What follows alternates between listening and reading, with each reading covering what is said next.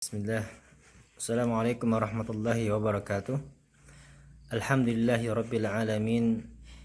Wassalatu wassalamu ala rasulillah wa ala alihi wa ashabihi wa mawalah. Asyhadu an la ilaha illallah wahdahu la syarika lah wa asyhadu anna Muhammadan abduhu wa rasuluh, amma ba'du. Allahumma inna nas'aluka ilman nafi'a wa rizqan thayyiban wa amalan mutaqabbala. Apa kabar anak-anakku semua? Mudah-mudahan kita diberikan kesehatan oleh Allah Subhanahu wa taala ya, di masa pandemi sekarang, dan mudah-mudahan Allah Subhanahu wa taala mengangkat ya, wabah pandemi Covid-19 ini di negeri kita ya, dan negeri-negeri kaum muslimin pada umumnya. Amin ya rabbal alamin. Insyaallah sekarang kita akan melanjutkan pelajaran akidah kita. Ya, kemarin kita telah membahas macam-macam syirik besar ya. Yang pertama adalah syirik rububiyah. Ya, syirik rububiyah pengertiannya telah kita sampaikan kemarin ya. Mensekutukan Allah dalam mencipta, menguasai, mengatur alam semesta dan sebagainya semisalnya. Ya, contohnya juga telah kita uraikan, telah kita sebutkan. Dan syirik uluhiyah juga telah kita sampaikan ya, pada pertemuan kemarin ya. Memalingkan peribadatan kepada selain Allah Subhanahu wa taala. Ya, contohnya berdoa, ketaatan ya, cinta dan niat.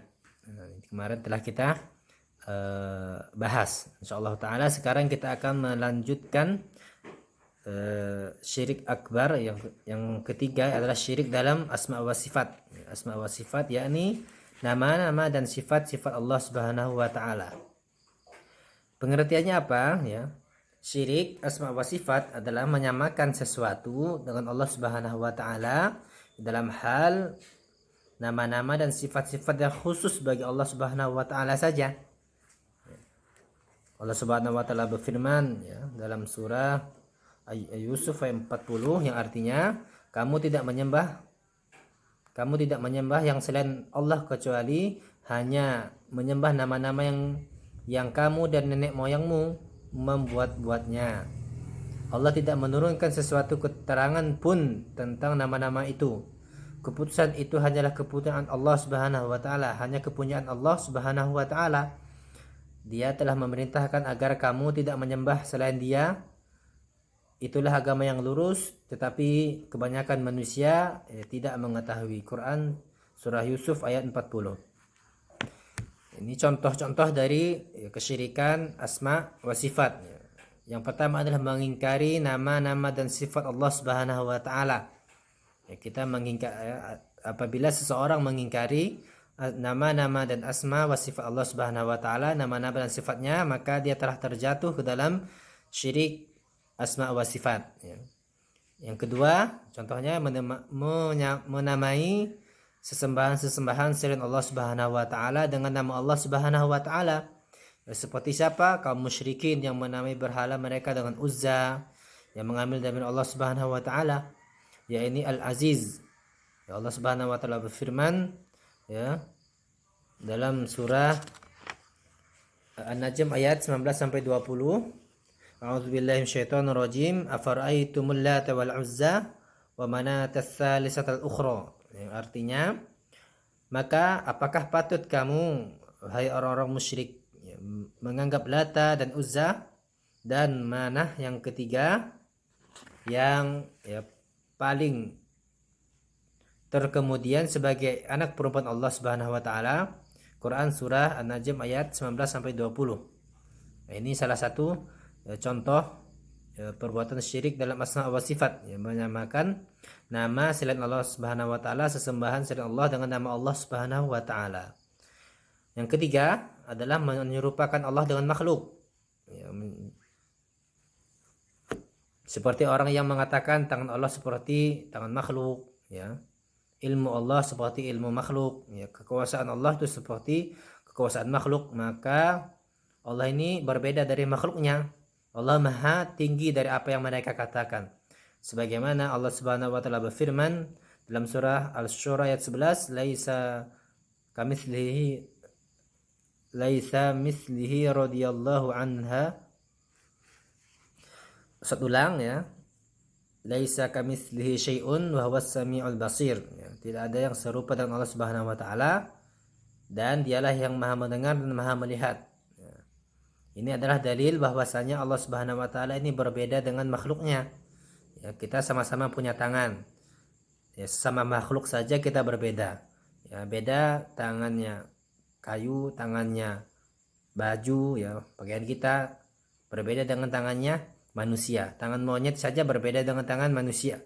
Ya. Apalagi tangan Allah Subhanahu wa taala dengan makhluknya.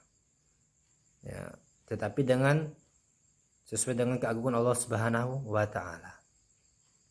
Ya, kita telah menyelesaikan ya syirik akbar, ya, pembagian-pembagiannya.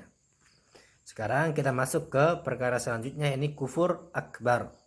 Ya, kufur akbar kita kemarin telah menjelaskan pada bab sebelumnya. Bab pertama, hal-hal yang dapat mengurangi keimanan, mengeluarkan keimanan seseorang, ya. Yang pertama syirik tadi telah kita sebutkan, ya, pengertian dari asma wa sifat, ya, syirik uluhiyah dan rububiyah.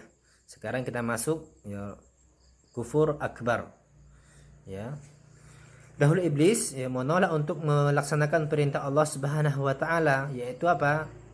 Bersujud kepada Nabi Adam alaihissalatu wassalam. Karena apa? Sombong dan angkuh.